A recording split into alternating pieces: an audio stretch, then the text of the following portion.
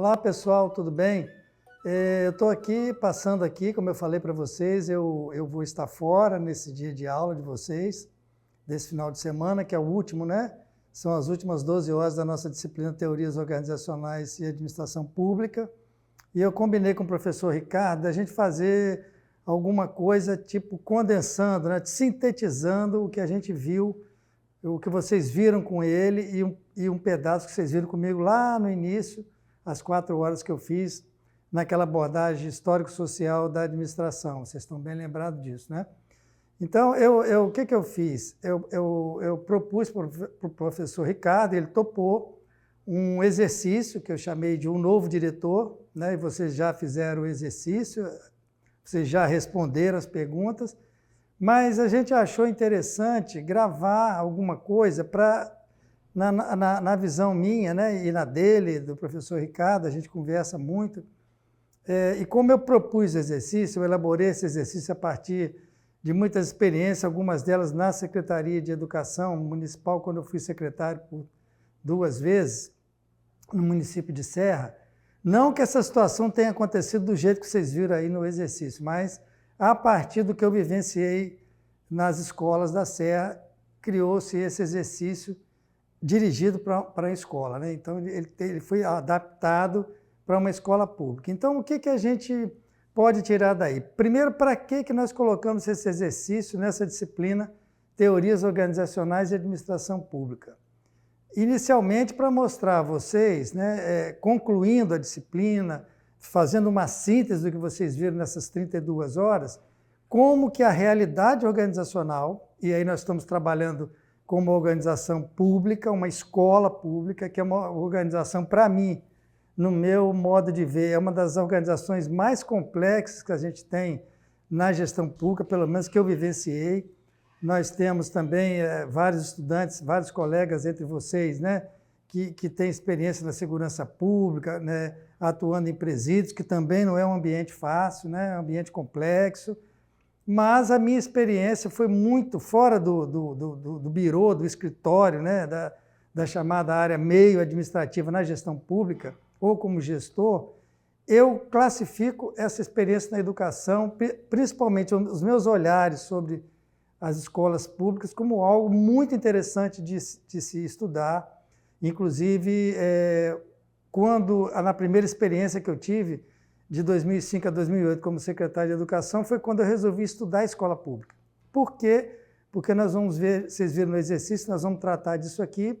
É uma organização que, pela Constituição Federal, ela é base para uma gestão do tipo democrática. Então, a Constituição, em 1988, definiu que a educação pública brasileira ela é democrática, ela tem que ser praticada de um modo democrático. Então, tem eleição, né? Você vê eleição na universidade para reitor, eleição nas escolas para diretor. Quando não é eleito, que existe uma legislação onde o judiciário entende que cargo comissionado, que é o caso de reitor ou de diretor de escola, não pode ser eleito. Então, o que se faz? Né? Se faz um alternativo, um caminho alternativo, onde você faz uma consulta à comunidade escolar, e aí saem alguns nomes, e desses nomes que a comunidade deseja para diretor ou reitor, ou seja lá o que for na carga de chefia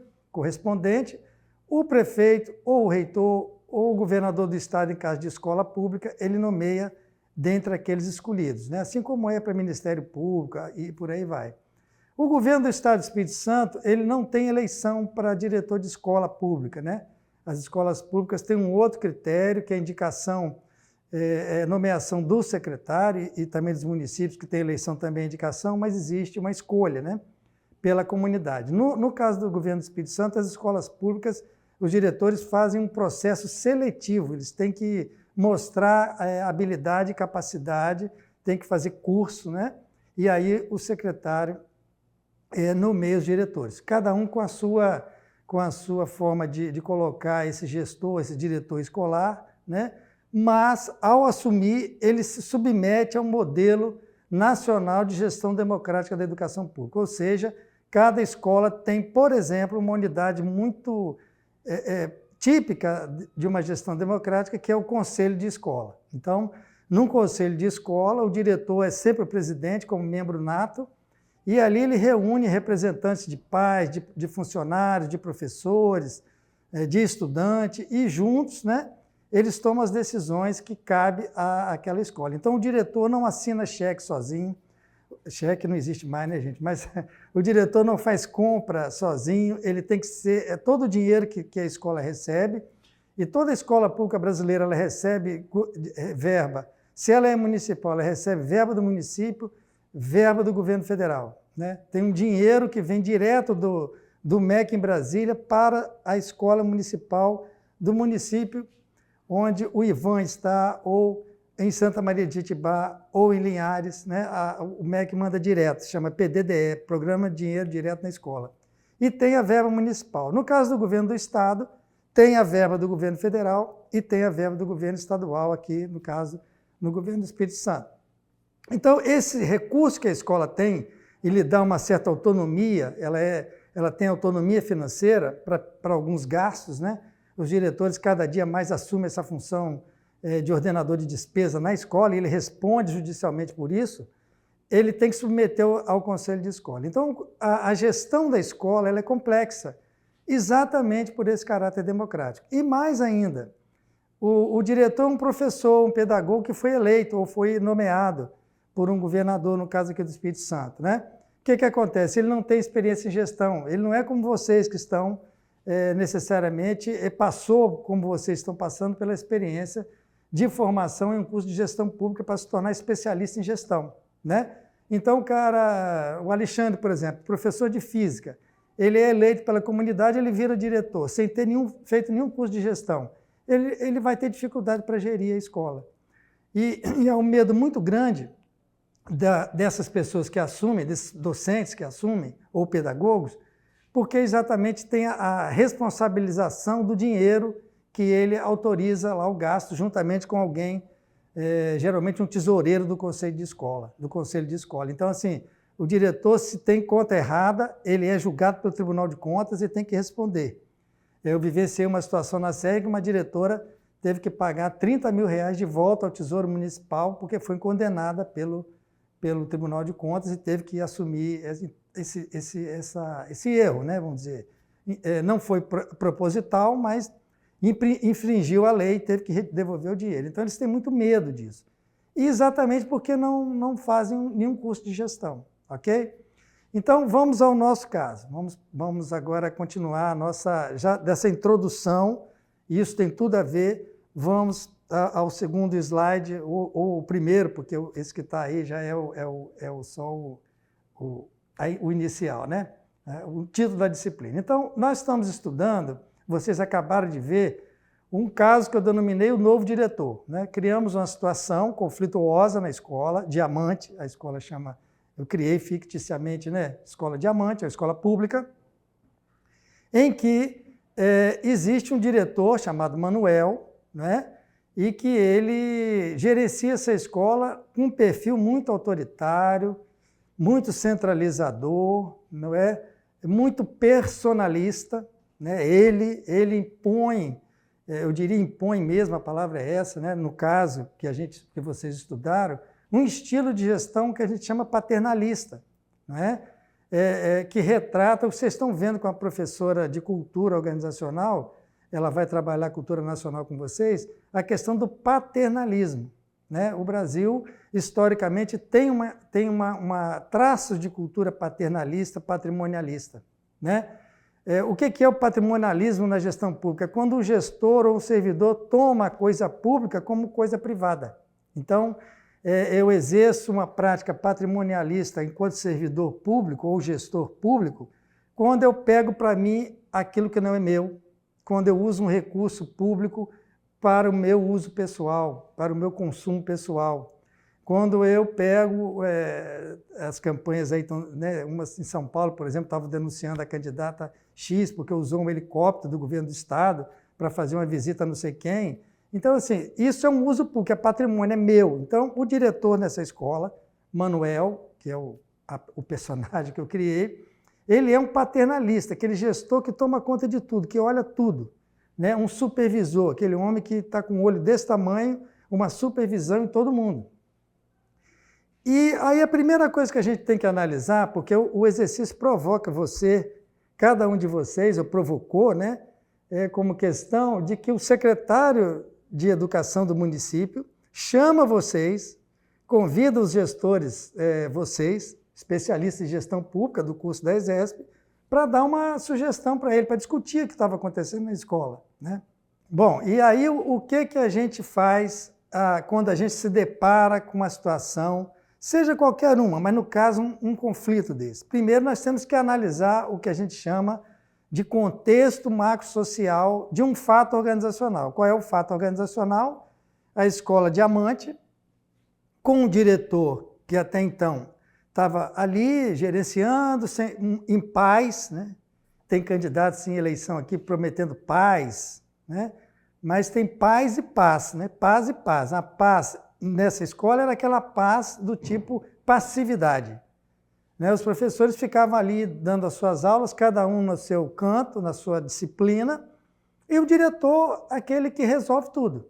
Então, você tinha um diretor paternalista, porque era o paizão, era, né, aquele diretor que abraça todo mundo e sufoca, né? A psicanálise mostra isso, como que a gente, quando sai do útero, a gente é abraçado pela cultura e o primeiro contato é com a mãe e o pai, em que a gente começa a ser conformado no mundo externo, quando a gente sai do paraíso, que é o útero, e vem para a vida, né? Quando o bebê chora pela primeira vez, ele já tomou um tapa para chorar, né? Então você já é moldado na cultura. O que acontece? O diretor moldava as pessoas ali. O professor ia para a sala de aula, depois ia embora, ele resolvia tudo, não prestava conta de nada e os pais estavam tranquilinhos também. Só que a gente vê no exercício que o índice de aprovação, o índice de aprendizagem daquela escola estava caindo. E isso para qualquer gestor político, um prefeito ou um governador, ter índice de educação caindo abaixo do que era anterior ao seu governo é sinal de ineficiência, né? De não efetividade na gestão da educação pública, seja ela municipal, estadual ou federal. Então, o que acontece? O índice está caindo. E tem um contexto do Manuel, vamos imaginar que o tempo é 88, em que você está transformando a gestão a partir da Constituição, a gestão pública como uma prática democrática, e logo o perfil do Manuel não é o perfil adequado a um gestor democrático. E se entende, está subentendido no exercício, que é convocada a eleição. E aí o que ele diz? Não quero ser candidato, porque eleição para gestor não é comigo. Tipo assim, eu não mereço isso, eu não preciso. Eu sou gestor, eu não quero ser eleito. Eu não quero submeter ao escrutínio público uma candidatura, né? Porque eu sei fazer isso, eu sou diretor, eu faço desse jeito, eu não sou democrático. Ponto, né? Sai da escola. Então, esse é o primeiro momento para a gente analisar qualquer situação. Então, você, como futuro especialista em gestão pública e inovação, qualquer decisão que você vai tomar, ou que você toma já no dia a dia, porque muitos de vocês têm cargo de gestão, né? A Aline, por exemplo, lá em Linhares, é gestora da unidade do EMOS, por exemplo, já me falou de algumas medidas que ela tomou lá, teve que, né, fazer uma mudança muito grande a partir de uma percepção que o gestor ou gestora precisa ter do ambiente macro-social, para entender o porquê ou os porquês daquele problema, daquele fato, daquele fenômeno. No caso, por que houve esse conflito quando o diretor é eleito e assume a escola e a coisa desanda, né? Essa é a primeira parte do exercício que relata aí. Então, a gente tem, nesse primeiro momento do exercício, uma aproximação com a abordagem da teoria dos sistemas. Vocês viram isso com o professor Ricardo, é uma das escolas, né, do pensamento administrativo, a abordagem sistema, a teoria dos sistemas, no qual abordagem na qual é importante pensar a organização como componente de um sistema maior, né? Então, você tem a escola pública municipal, que é o caso da Diamante, você tem um governo municipal, uma estrutura de outras secretarias, e essas secretarias interagem entre si, são unidades também de um sistema meso entre a escola e a população, e tem a população toda, o município. Então, a escola, ela pertence ao município, a um território, vamos dizer assim, né? Então, as mudanças que ocorrem nesse território, as pressões, as características desse território influenciam na escola. Então, a primeira coisa é a gente perceber como que isso impacta a escola. No caso, a abordagem sistêmica, tem um errinho ali, a abordagem sistêmica, porque eu fui acertar e esqueci que tem duas abordagens aí, nós já vamos ver já. Você tem a abordagem sistêmica, que é o quê? O sistema escola fechado, que a gente chama, vocês viram isso, para dentro, é o diretor com os seus professores, e tem o sistema aberto, quer dizer, que são as outras unidades, quer dizer, é a conversa, é a comunicação, é a dependência de retroalimentação entre um sistema escola e os outros sistemas que estão ao redor, né? Então, você tem um território que é o sistema global, contexto, esse território municipal pertence a um estado que pertence a um país, né? E o país definiu em 88 gestão democrática na escola pública. Logo, aquele município, seja onde estiver no Brasil, ele tem que praticar gestão pública democrática, né? Então, ele interage como uma parte de um sistema maior. Então, o que define então esse sistema? A abordagem que vem da própria biologia, que a gente importou enquanto ciência da administração, importamos da biologia, né? Cada parte tem o todo, mas não é o todo. Quer dizer o seguinte, que a escola, ela não é o sistema brasileiro de educação, a escola Diamante, mas ela tem tudo que qualquer escola pública tem no Brasil em relação à gestão pública. Ela tem dinheiro para merenda, ela tem dinheiro para obra, ela tem que apresentar índice de IDEB, que é nacional, né? Tem uma média nacional mínima para ela ser considerada boa em termos de nível de aprendizagem. Então, esse sistema ele é nacional. E a escola Diamante, que vocês analisaram, ela é parte de um sistema maior. Então, isso é a abordagem sistêmica. Então, assim, além da abordagem sistêmica, que é essa que eu acabei de explicar, em que você tem o todo, educação nacional, e a parte, educação na escola Diamante, escola pública, e os dois interagem, existe uma retroalimentação entre essas unidades do sistema, você tem também uma coisa que explica o fenômeno dessa escola, com o Manuel, que é a abordagem, a escola clássica, taylorista, que vocês estudaram, uma das primeiras, né?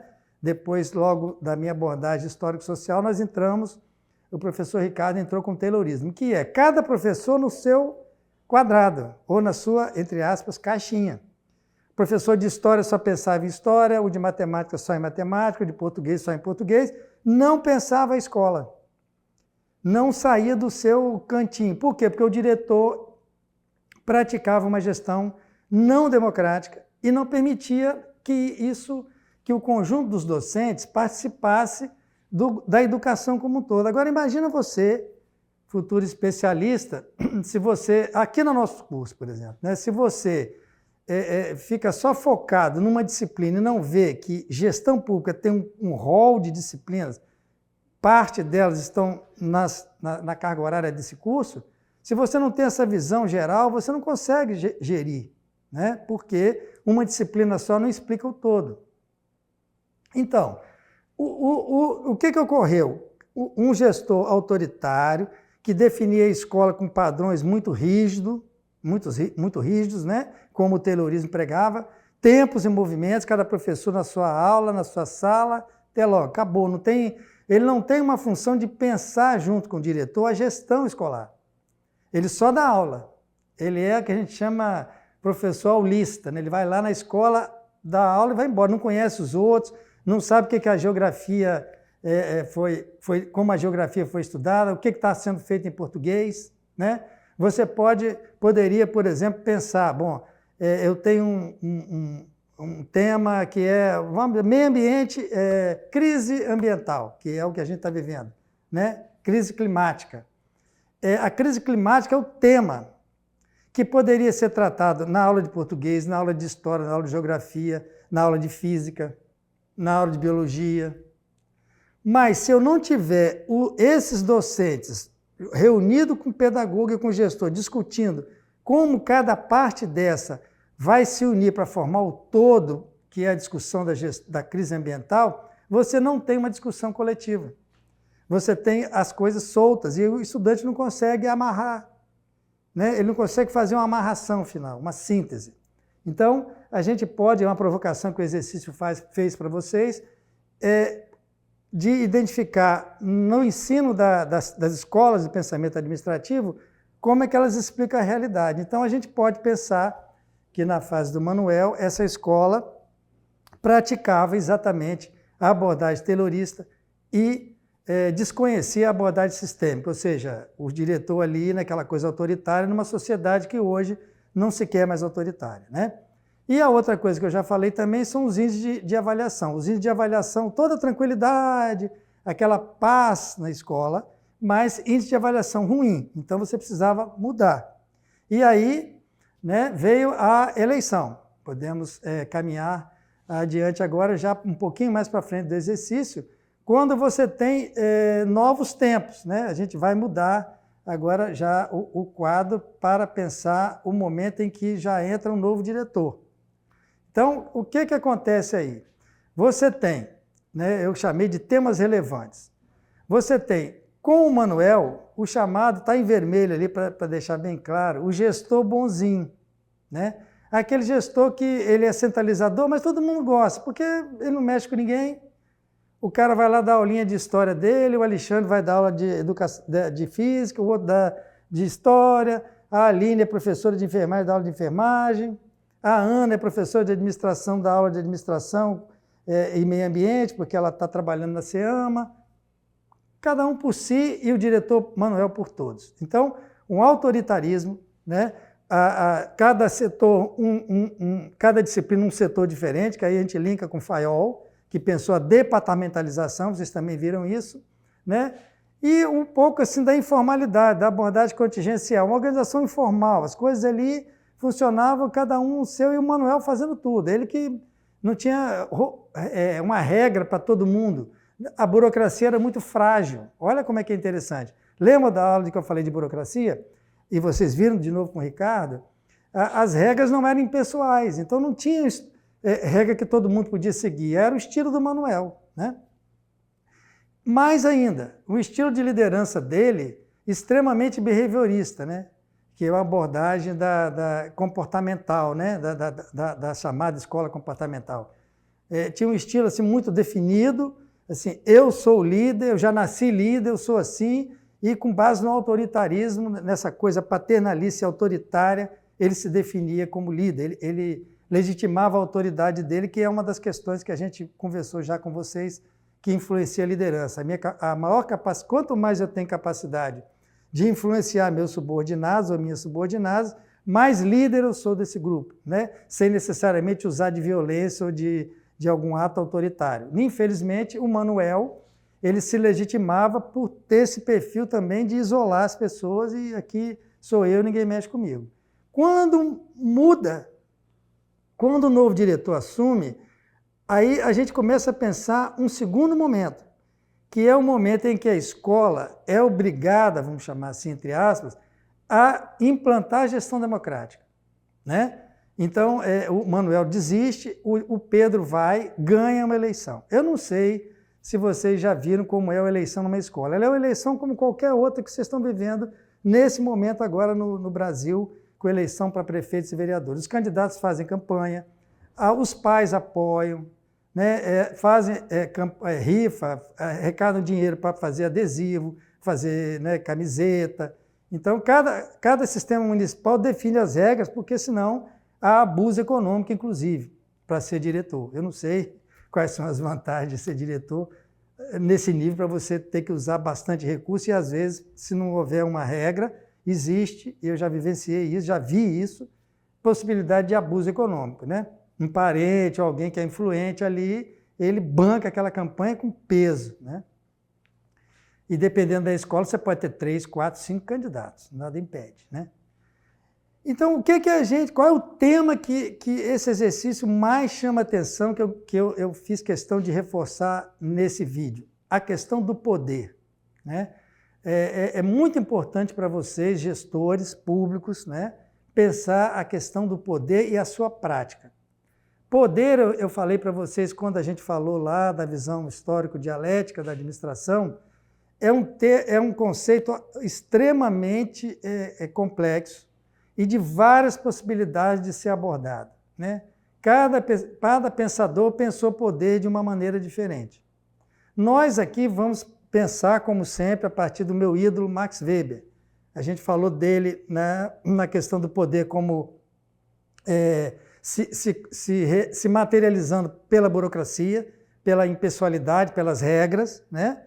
Pelo um lugar de poder que você assume, você, gestor, a partir de uma regra que delega autoridade a você. Eu vou trabalhar com vocês agora a visão de poder no campo sociológico, uma visão sociológica a partir de 2 autores contemporâneos, né? Um deles se chama Henry Mintzberg, ele é canadense, ele é um autor muito famoso, um consultor, além de professor da escola McGill, no Canadá inglês, porque ele não é do Canadá francês, ele é do lado inglês. Você atravessa a rua, quando eu fiz meu doutorado de sanduíche em Montreal, a minha escola era francesa, a minha universidade, quando eu atravessava a rua, que eu tinha que ir a McGill pegar um livro, eu tinha que falar inglês, porque lá eles não falam francês. Eles sabem, mas não falam, por causa da luta cultural, né? Da disputa de cultura europeia francesa contra a norte-americana de origem inglesa, né? Então, o Henry Mintzberg, ele tem muito livro, inclusive, sobre estratégia. É um autor que vocês podem procurar, Henry Mintzberg, vocês vão achar muita coisa. E ele tem um conceito de poder muito interessante para a gente estudar aqui, né? Para eu mostrar para vocês, que está retratado aí no exercício e que vai trazer para vocês como lidar com o poder no dia a dia como gestor ou como gestora.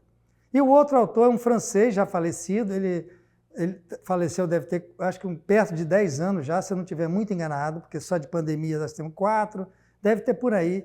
Ele também foi muito famoso, né? Só que ele escreveu na Europa e o Mintzberg na América do Norte. Então, eles pensam eles têm uma visão muito semelhante, mas Crozier é Crozier, Mintzberg é Mintzberg. Um não fala com o outro porque não se, né, cada autor com a sua abordagem não se conversa, né?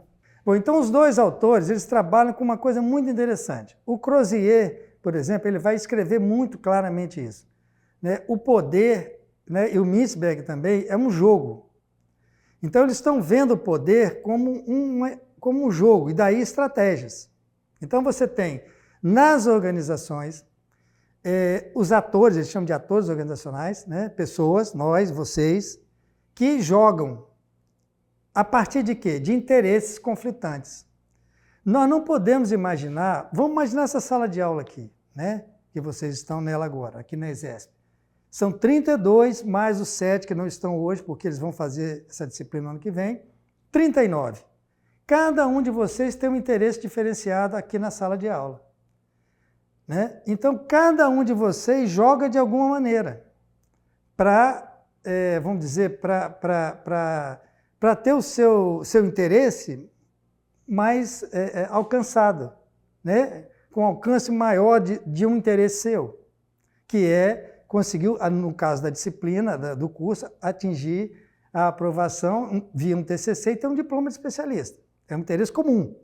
Só que nesse interesse comum tem interesses, outros variados desses 30 e tantas pessoas.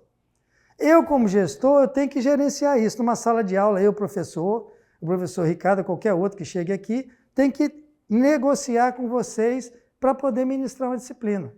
Encantar vocês, para que a disciplina seja que vocês gostem, enfim, né? Trazer exemplo para poder ir interagindo e colocando o meu interesse, que é ministrar um conteúdo, que ele seja absorvido e aceito e legitimado por vocês. Não é isso?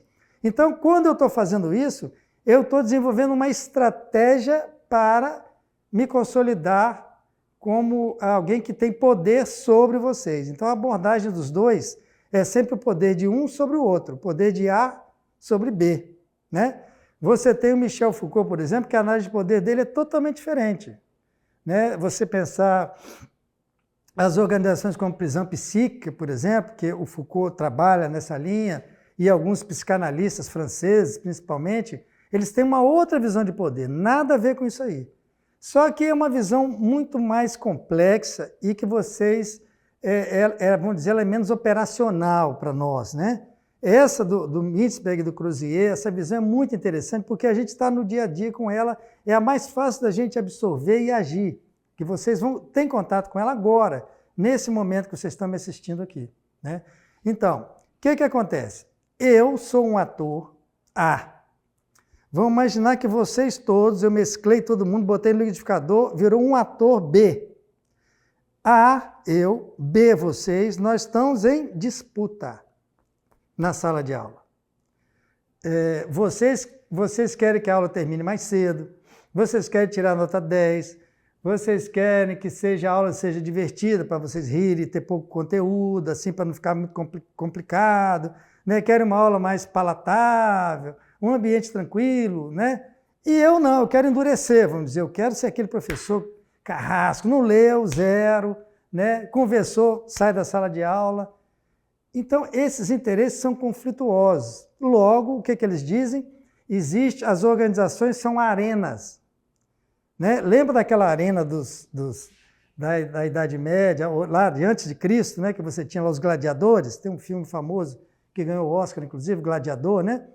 É uma arena de disputa de poder. E mais, por mais que eu esteja submetido a uma ordem qualquer, né, eu já vou dar um exemplo, existem zonas de incerteza.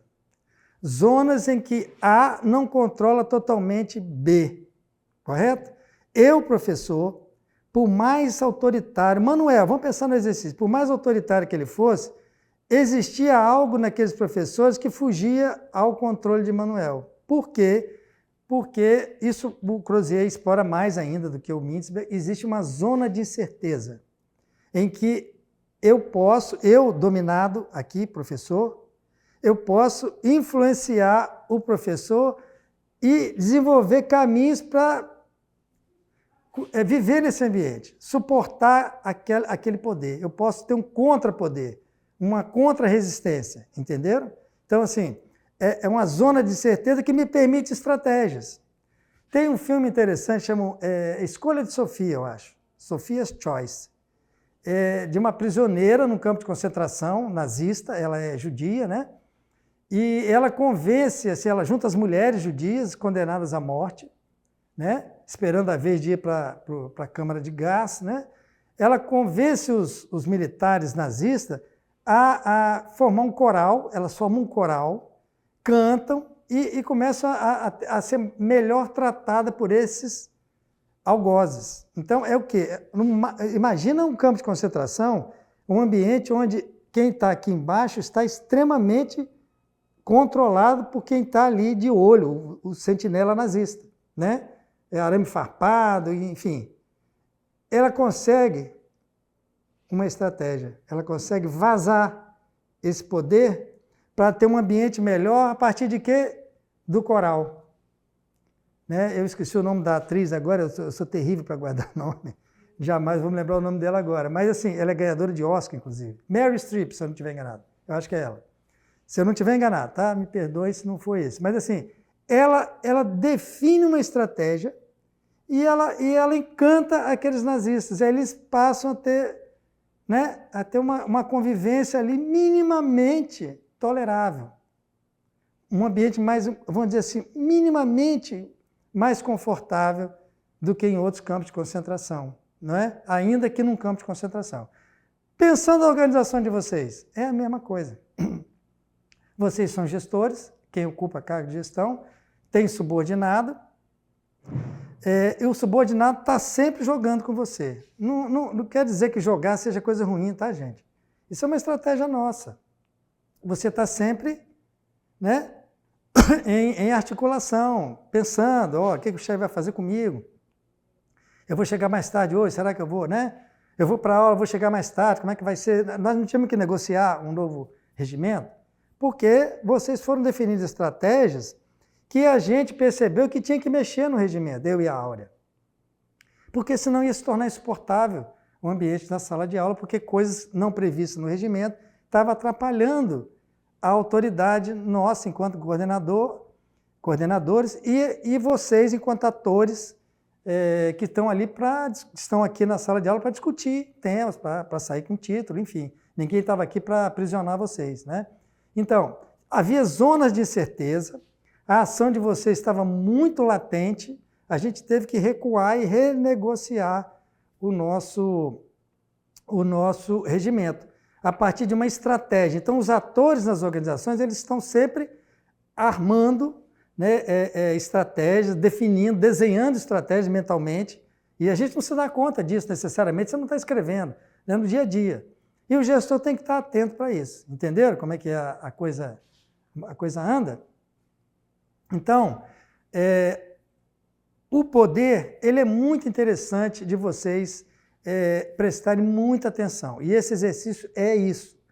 O Pedro, olha só, ele assume, aí todo mundo, pô, democrata, o cara vai ser, né? Ele foi eleito, se ele ganhou uma eleição, os docentes aprovaram, a comunidade escolar quis aquele cara, aquele professor.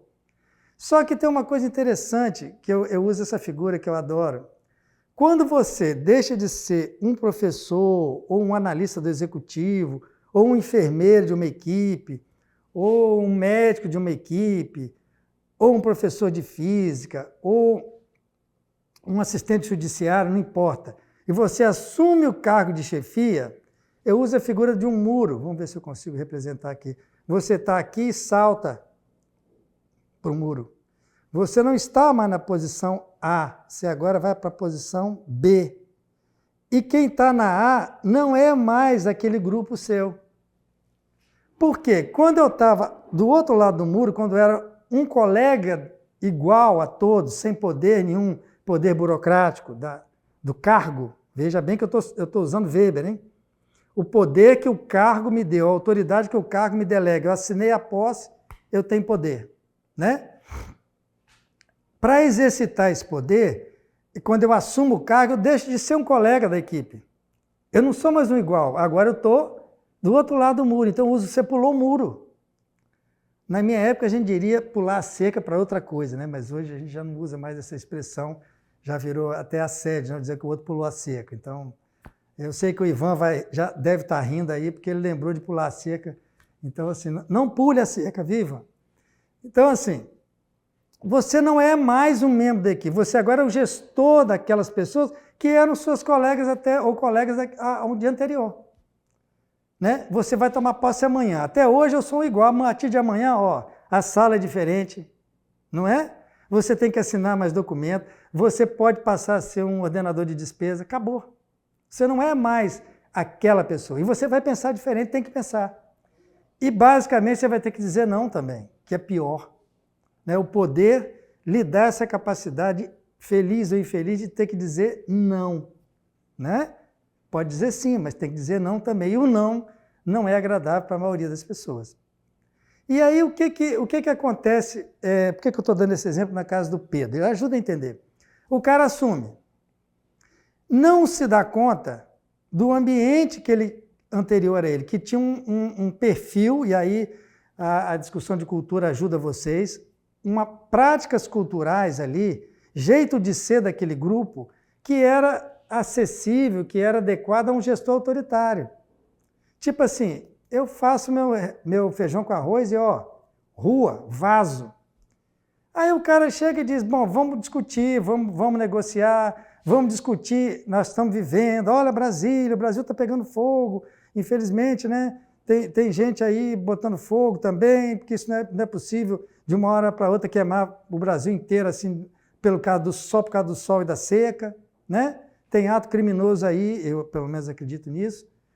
O que acontece? Vamos discutir isso na escola, passando por todas as disciplinas. O professor vai dizer o quê? Peraí, cara. Pô, Pedro, eu estou tranquilo aqui, vou vir dar minha aula, vou ter que ficar mais um pouco para discutir com você uma coisa que é sua. Quem é diretor é você. Quem ganha para ser diretor é você, não sou eu. Então, infelizmente não dá. Então, o que acontece? Ele não preparou o ambiente organizacional.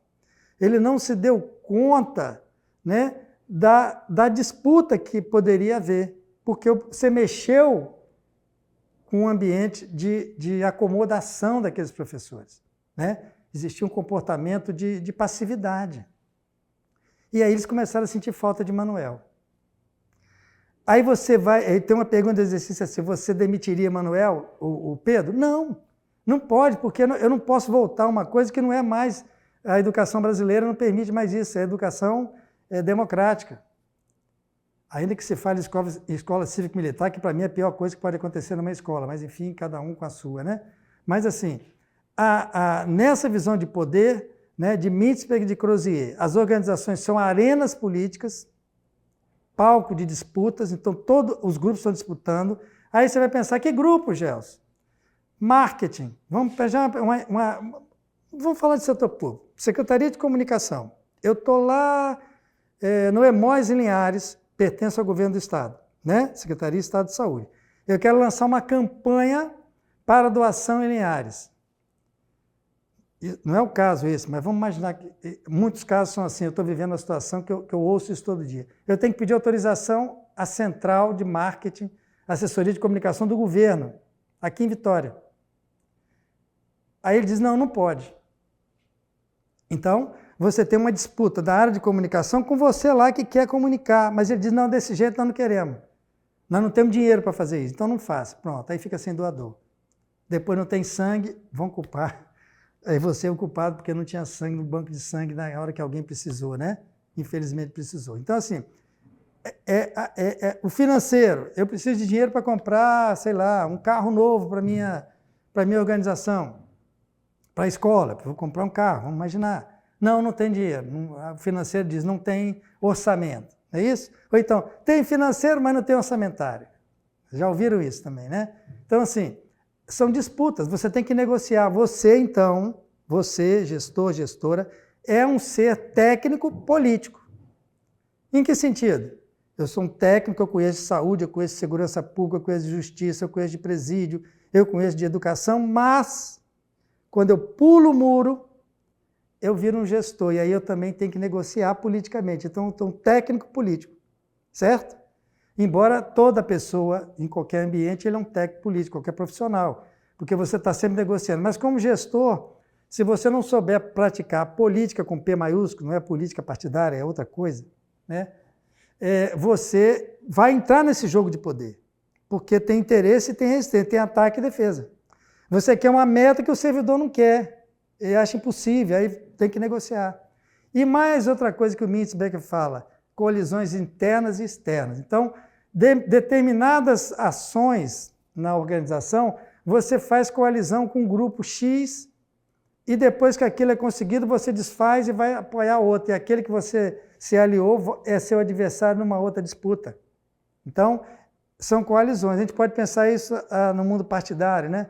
Você forma, por exemplo, eu sou de um partido de esquerda, me aliam de direita para eleger fulano de tal, daqui a pouco nós somos adversários, porque naquele momento exigiu uma coalizão, agora essa coalizão está desfeita. É algo temporário, é algo que você junta ou separa para alcançar objetivos, né? E nós, gestores, às vezes fazemos isso, principalmente no setor público. Eu preciso conversar, às vezes, com o vereador para ir lá no prefeito. Prefeito, o Gelson está precisando, você botou o Gelson lá para gerenciar a unidade X, prefeito, dá uma mãozinha para ele, está precisando de um recurso a mais lá. Quer dizer, você está sempre procurando coalizões para alcançar seus objetivos. E o Crozier, né, o que ele traz de importante? A zona de incerteza não controlável, então fique atento, por mais que você ache que controla todo mundo ali, você não tem esse controle, existe sempre a possibilidade de vazar água entre os dedos, certo? Você tem, as pessoas estão definindo estratégia para escapar ao máximo daquela regra que o oprime, né? E você tem uma metáfora que o Ricardo deve ter trabalhou com vocês no exercício que ele passou para vocês, que tem essa coisa das organizações como dominadoras, né? Como castradoras, né? A estratégia, então, todos os dois autores, tanto o Crozier como o Mintzberg, pensam que os atores estão sempre definindo estratégia. E outra coisa do Crozier também, e que remete ao Mintzberg, é os recursos que cada ator tem. O Mintzberg fala de ação social dos atores. Então, por exemplo, eu chego hoje, vamos imaginar, eu estou lembrando muito do Emois, porque eu tenho conversado muito com a Aline sobre o TCC dela, né? Vamos imaginar que eu sou o novo gerente do Emois. Eu digo, governador, eu não gosto da Aline. E aí eu digo, governador, eu sou muito ligado ao governador, estou aqui em Vitória, mas eu quero ir para Linhares. Vamos imaginar que a minha esposa, não é o caso, mas fosse dar aula em Linhares, eu tenho que ligar para Linhares. Governador, eu preciso fazer alguma coisa. Me nomeia lá, tem uma moça lá, mas acho que o pessoal não gosta dela, sei lá. O governador vai, exonera a Aline e me nomeia. Só que a Aline é servidora do Emois, vai continuar lá. Eu chego lá, né? Eu vou chegar lá, a Aline não gostou, porque, claro, perdeu o cargo, está fazendo um monte de mudança lá, e de repente chega Gelson, gerente do Emois. O cara não é da saúde, é um administrador, não é enfermeiro, não é médico, nada. Nunca viu saúde. Quando vê sangue, desmaia. Aí chegou lá, eu sou gerente do Emois. Dependendo do grau, do nível das práticas que a Aline adotava antes, junto com os servidores, cria-se aí várias estratégias para se opor à minha presença. Percebe? E de onde vem isso? De algumas fontes que dão poder a essas pessoas. A Aline, porque já conhece o grupo. A Aline, porque conhece de saúde, é enfermeira. O grupo, porque conhece o fazer daquele Emois, como chamar a pessoa, como tirar o sangue, como armazenar, né, na temperatura ideal para que o sangue seja útil para quem precisa. Se eles começarem a sabotar, no bom sentido, né, a sabotagem ali para me desequilibrar, eles vão me desequilibrar. Então, assim, eles têm recursos de conhecimento, né? Então, você tem fontes que lhe dão certa autoridade que sobrepõe, que resiste, né, à autoridade formal. Veja um exemplo muito clássico, né? As mulheres hoje já não estão mais assim tão por fora do futebol, elas estão acompanhando e cada dia mais o futebol feminino é uma realidade, inclusive agora no Brasil também, né? Vide a Marta e outras mulheres. Ontem, essa semana mesmo, teve a primeira decisão entre Corinthians e São Paulo, futebol feminino nacional, Campeonato Brasileiro de Futebol Feminino. O técnico, você pode ter um time excelente, mas se os caras não gostarem do técnico, eles derrubam o técnico. Né? Isso aconteceu, eu não vou dizer o time, mas um time nacional há pouquinho que só passou por isso. Né? Um time excelente, mas o treinador muito autoritário, aquele estilão que não... né? E mexeu com alguns craques, tirou o craque do time, senão você não jogou bem, você vai ficar no banco. Pronto. O cara é líder ali dentro. Não tem poder formal, mas tem um recurso de conhecer o grupo e de jogar bem. O time foi e não fez gol, ele é o artilheiro, mas o técnico gosta dele, botou ele no banco. Pronto. Aí você arma uma estratégia naquele grupo e derruba o técnico. Vocês veem isso. Isso é muito fácil de ver. E situações que vocês já viveram que também podem levar a isso. Então, nós estamos trabalhando com poder. O tema do exercício, se a gente pudesse dizer assim, qual é o tema principal? Poder. E aí, a partir dele, como pensar a função de gestor. Nós estamos vivendo, né? Vamos passar para um novo slide. Nós temos aí, estamos vivendo um ambiente que a sociedade é muito participativa, a gestão pública cada dia mais transparente em termos de informação, não dá mais para o estilo Manuel. Né? Então, assim, o que acontecia? Um baixo engajamento. A palavra engajamento ela é a moda hoje na administração, né? Na área comportamental, das relações humanas. Já foi chamado de motivação. Depois virou comprometimento e agora é engajamento. Cada período um consultor norte-americano inventa uma palavra para ganhar dinheiro. Né? Engajamento de acordo com fulano de tal. Aí você compra aquele monte de livro, vende, faz palestra. Ah, não, agora é comprometimento. Já foi motivação, mas aí não, agora é engajamento. Então, o engajamento dos docentes era pouquíssimo, muito baixo naquela escola. Por quê? porque o Manuel fazia tudo. Então, não tinha nada. Eles iam dar a aulinha dele, embora, acabou. Né? Não estavam preocupados com isso de aprendizado, nada. O Manuel era aquela gestão concentradora, né? Não delegava autoridade, que também é uma função interessante para o gestor. Né? Era o gestor faz tudo, e o subordinado, na versão típica dele, taylorista, só executa, não pensa. Lembra disso? Nós trabalhamos isso, vocês viram com o Charlie Chaplin? O trabalhador adoece porque ele só executa, né? Ele só parafusa, ele não pensa. Cabe ao capataz, ao supervisor pensar, ele só executa e adoece. Né? Aqueles professores podiam estar muito tranquilos ali, mas podiam estar doentes por falta de um trabalho mais desafiador, vamos chamar assim. E aí o voto, né, muda o gestor. Muda não só a pessoa, mas muda o estilo gerencial, as práticas que ele queria implantar. E aí ele falha. Né? E vamos ver um pouquinho por que ele falhou. Né? O exercício provoca vocês isso. Né? Uma coisa que eu não vou resolver o exercício, porque vocês já fizeram, mas alguns pontos que eu quis chamar a atenção. Né? É o tema da gestão democrática. A gente está cada dia mais falando de gestão democrática. Não importa o presidente, o governador, o prefeito, porque por mais que não sejam democráticos ou que não queiram ser democráticos, a sociedade pressiona para participar da gestão. Então não adianta, né? Muita coisa, esse discurso ideológico, disso, daquilo. Todo mundo quer participar, seja na direita ou na esquerda, a população quer saber onde está o dinheiro dela e deve saber mesmo. Né? Então, o que faltou para Pedro? Né? O que ele queria com aquele grupo? Né? Dizer, ó, a partir de agora, nós estamos vivenciando um contexto democrático, eu fui eleito, eu preciso da participação de vocês, se colocar perante o grupo de forma diferente do Manuel. Porque veja bem vocês, né? Tem um Manuel lá, um belo dia chega Pedro, a gente, agora vamos discutir gestão. Ah, peraí, meu amigo, que isso? Eu sou professor, não sou gestor. Eu votei para você ser o diretor e não eu. Por quê? Porque a visão de votar é eu votei e acabou, né? Você se vira aí que eu vou dar aula. Não é assim a gestão democrática. Então, o engajamento era muito baixo. Então, o que ele tem que fazer? Como que ele engaja esse grupo? Como é que ele convida as pessoas? E vocês viram com o professor Ricardo que motivação parte de uma necessidade sua, de cada um de vocês, né?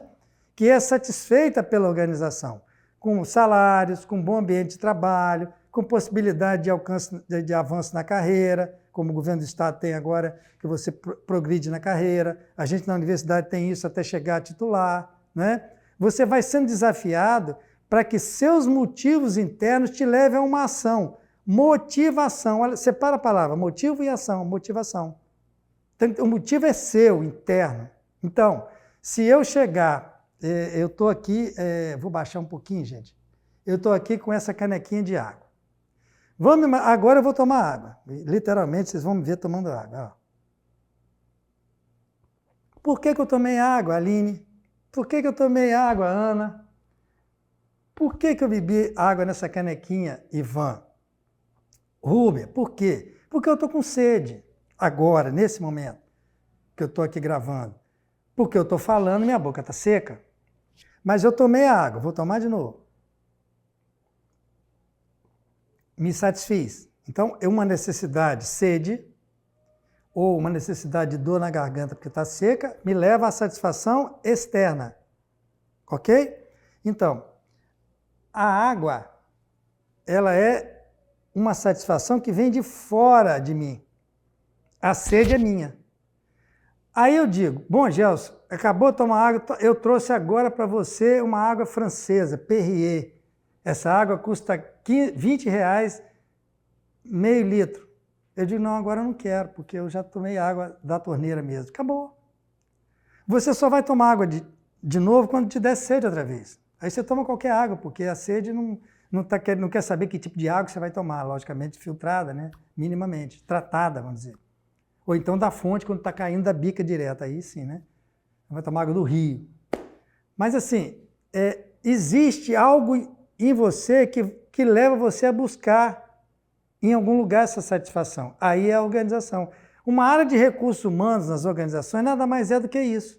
Satisfazer necessidades que é a psicologia organizacional. O Ricardo trabalhou isso com vocês, na área comportamental, né? A psicologia organizacional diz que o ser humano tem necessidades e que nós, nas organizações, podemos satisfazer. Eu vou para uma organização para ter satisfeito minhas necessidades. E aí eu tenho salário para poder ter uma casa legal, um carro. Eu quero ter um ambiente saudável para poder me sentir em equipe. Eu quero ser estimado pela organização. Eu quero me realizar.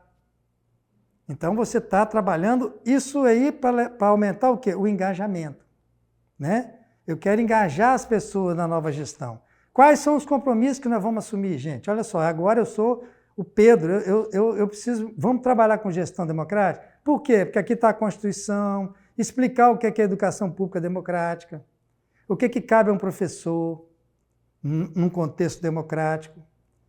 Né? Então, eu sou Pedro, mas nós somos nós aqui, eu e vocês. Né? Tem que trabalhar isso, transpor a cultura, quebrar a casca de práticas culturais que você não está mais interessado. Quebrar a casca do ovo, né? Para fazer o omelete. Não é isso?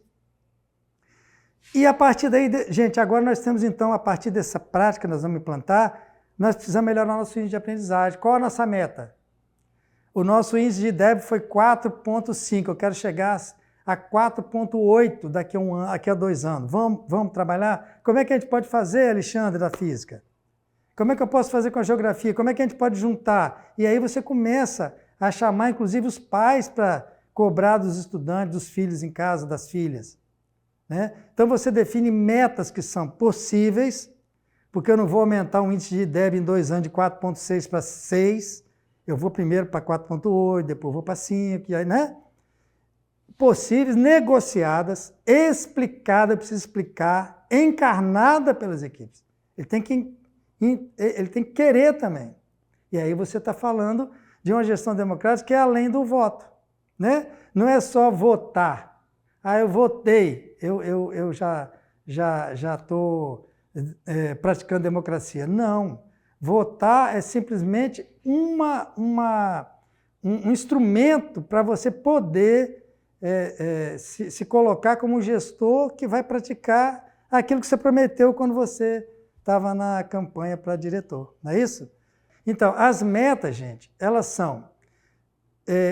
todo gestor tem que ter uma meta, cada dia mais isso está ficando muito claro para todos nós, né? Então, numa gestão democrática, tem que ser possíveis de serem alcançadas, o grupo tem que acreditar que ele pode alcançar aquele compromisso, negociadas entre o gestor e a equipe, explicadas e encarnadas, ok? E aí nós estamos falando o quê? Democracia na gestão, ou gestão democrática, ou gestão participativa. Nome vocês dão tá, dessa faixa aí, pode chamar de gestão participativa, gestão democrática, democracia na gestão, enfim. Não basta eleger o gestor, vocês viram no exercício, ele foi eleito. Teoricamente, à luz assim, do processo eleitoral, nossa, esse cara agora é adorado. O primeiro ato dele, acabou a legitimidade dele. E o pessoal estava com saudade do Manuel, o que não é o caso. Eu não apostaria em retornar o Manuel jamais, porque ele está afundando a escola em índice de reprovação. Né? Basta ter especialização, basta ter mestrado, doutorado, basta você sair daqui com título de gestão para ser um bom gestor? Não necessariamente. Por quê? Porque gestão é uma construção social. É isso que eu quero fechar agora, que a gente acabou de ver no exercício, em todo esse tempo que eu estou com vocês aqui. Aliás, já há um bom tempo. Né? Uma construção social, é construída entre nós, sociedade ou grupo social. Né? Então, na escola, o grupo da escola, a comunidade escolar, no presídio, os gestores e alguma negociação de como, né, o preso vai se comportar, quais são as condições, minimamente evidente que ele está numa situação extrema e tem que estar mesmo, porque senão ele vai embora, ele foge, né? A maioria, porque ele a estratégia é fugir, e a sua estratégia como gestor é segurar ele ali dentro, então, mas assim, você negocia, né? É uma construção social complexa, ela não tem receita, ela tem possibilidades, a partir do momento que você acredita que você pode trabalhar essa construção com o outro, né? Dinâmico, cada dia é um dia diferente, né? Prático, é um fenômeno operacional, você tem que realizar isso. Científica, e vocês acabaram de ver nós estamos fechando a disciplina que traz um pouco, né, um aperitivo do que é a teoria organizacional, ou escolas do pensamento administrativo e a análise sociológica, né, como é que a gente entende esse fenômeno que a gente chama de gestão, então, por isso, científica. É um fenômeno também político, no sentido dessa disputa de interesses, de jogos, de arenas, né, arenas locais ou arenas mais complexas. Se você pensar um sistema único de saúde, é uma arena gigantesca, né? Imagina, governo federal mandando recurso, estado e município, e dentro do estado as regionais de saúde, um campo vastinho, uma arena gigantesca. Né? Por isso que gestão pública no Brasil não é coisa para iniciante, porque nós somos uma realidade complexa, um país complexo de culturas totalmente diversificadas, né? Não há como se falar de uma cultura brasileira, são várias, no sentido da ação, do dia a dia, não é da cultura chamada cultura do teatro, do cinema, estou falando da cultura do jeito de ser do povo, né? E cultural, que acabamos de dizer. Então, assim, se eu juntar tudo, eu vou dizer, o que é gestão? Eu sintetizaria nessa frase que está em negrito aí na tela. Uma construção social, complexa, dinâmica, prática, científica, política e cultural.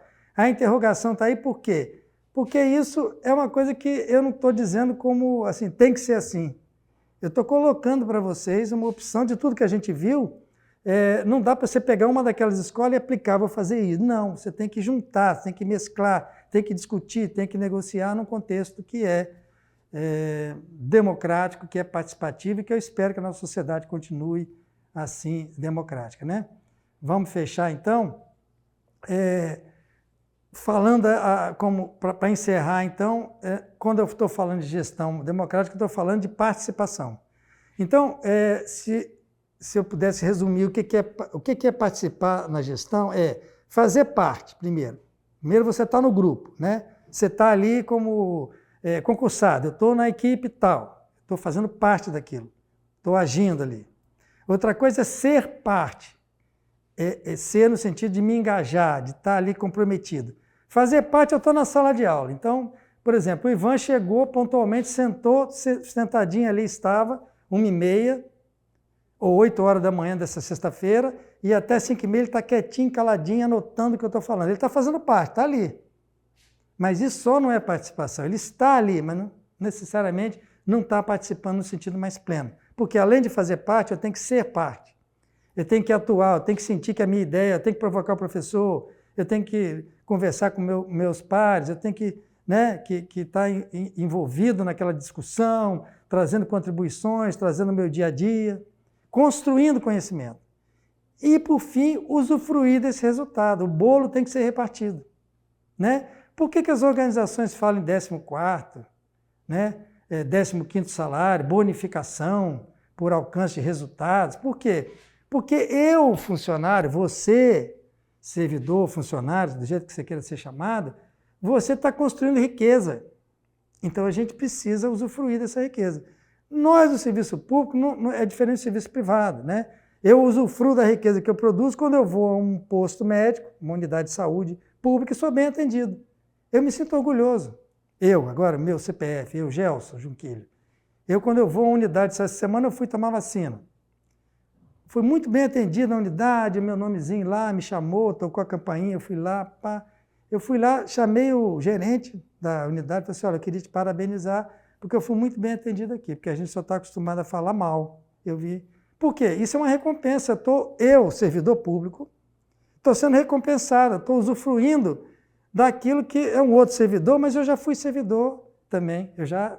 Em algum momento, eu já dei satisfação a alguém que precisou de um serviço que eu prestei. Correto? Como vocês hoje, vocês estão na ativa. Então, assim, você diz que você participa, ou qualquer usuário do serviço público, da sociedade, do seu vizinho ou da sua vizinha, diz que participa numa gestão quando ele se sente parte, quando ele faz parte, quando ele usufrui. Isoladamente não quer dizer participação. É participação capenga, é participação pela metade. Ok? Então eu espero, com esse vídeo, ele ficou um pouquinho longo, mas eu acho que deu bem para sintetizar 32 horas de aula, né? O professor Ricardo se esforçou ao máximo, eu também tentando, nas 4 horas que eu fiz primeiro e agora com esse exercício e com esse vídeo, para poder fechar a importância dessa disciplina. Ela é importante porque não existe um gestor pronto. Não se engane com essa literatura que eu chamo de literatura de aeroporto, tipo quem comeu meu queijo, né? Como ser gerente em 1 minuto, isso não existe. Isso é para você gastar dinheiro, ficar lendo quando o avião atrasa. Mas tem coisa mais interessante para ler do que ficar lendo essas besteiradas, ou então ficar na internet querendo saber quem dormiu com quem, por que fulano está com o pé inchado, né?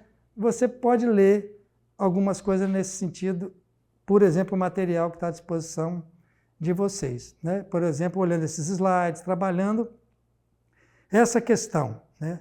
E a ênfase aqui foi na questão do poder e da participação. Não se engane, o gestor, ele tem que exercer o poder. Você tem autoridade. A sua autoridade não pode ser questionada, no sentido de não legitimada, que eu estou dizendo, né? Você precisa legitimar. Legitimar como? Engajando o grupo, chamando o grupo com você, fazendo as pessoas se sentirem partícipes nessa linha aí que vocês estão vendo na tela, né?